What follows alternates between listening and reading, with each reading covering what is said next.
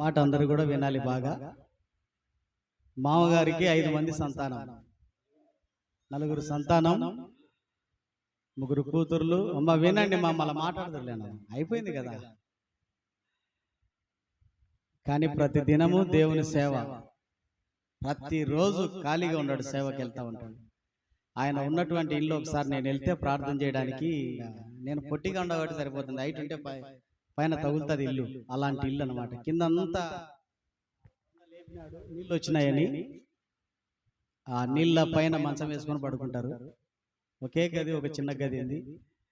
ఆ సామాన్లు పెట్టుకోనికే సరిపోతుంది. మనుషులు ఇంకా ఇరుక్కొని, ఇంకొక 2 వ్యక్తులు పడుకుంటే ఇంకా అవతలికి దాటుకొని కూడా అలాంటి ఇంట్లో, అక్కడ అమృత నగర్లో ప్రొద్దుటూరులో గవర్నమెంట్ ఇచ్చినటువంటి ఇంట్లో ఉంటే అది సరిపోలేదని రెంట్ హౌస్లో చేరినాడు.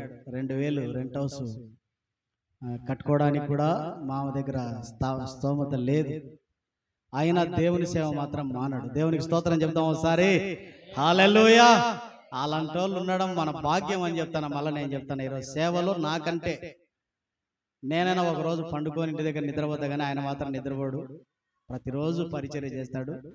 ఒకరోజు మేము అడిగినప్పుడు ఇల్లు బాడిగ కట్టుకోవడానికి కూడా ఇబ్బందిగా ఉందని అన్నప్పుడు, మన యానివర్సరీ సమయంలోనే మనం సాయం చేయాలని అనుకున్నాం, కానీ మనకు అనుకునేంత రిప్లై రాలా. అందుకే ఇన్ని రోజులు లేట్ అయిందనమాట.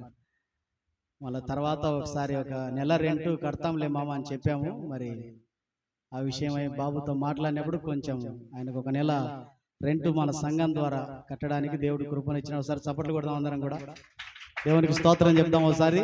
నేనేమంటానంటే, ఇంకా అనేక మందికి సేవకులకు మనం ఇక్కడ నుంచి సపోర్ట్ చేయాలని ఆశ ఉంది.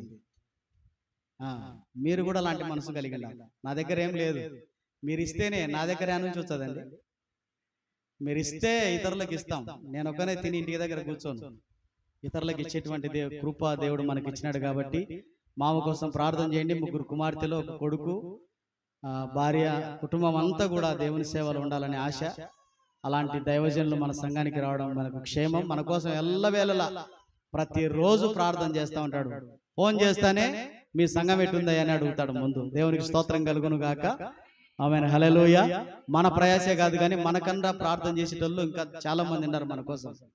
మందిరానికి కానుకలు ఇచ్చిన వాళ్ళు అనేక మంది ఉన్నారు కనుక అలాంటి గొప్ప దైవ సేవకుని ఈరోజు మనం ఆహ్వానించినాం. ఆయన రావడం మనకు చాలా సంతోషం. మన సంఘం నుంచి ఆయనకు ఒక నెల రెంట్ ఇవ్వాలి.